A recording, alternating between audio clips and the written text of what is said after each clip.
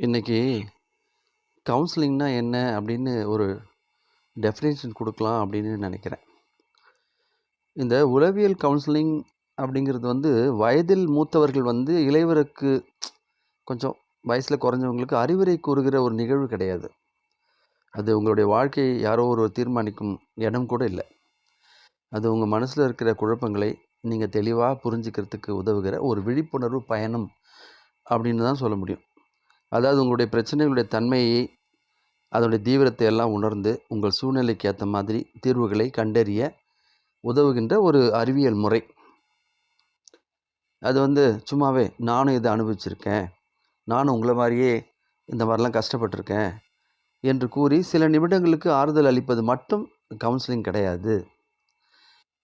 அப்போது எது கவுன்சிலிங்? ஒரு நல்ல கவுன்சிலர் என்பவர் உங்களுடைய வேதனை புரிந்து கொள்ளும் கருணையும் அதை கையாளும் அறிவும் வாழ்க்கை அனுபவமும் கொண்டவராக இருக்க வேண்டும். அது எப்படி இருக்கணும்னா, இப்போது 5000 கிலோ எடையுள்ள ஒரு சுமையை தூக்குவதற்கு வெறும் 2000 கிலோ திறன் உள்ள ஒரு கிரேன் சுமை தூக்குற அந்த கிரேன் போதுமா? போதாது.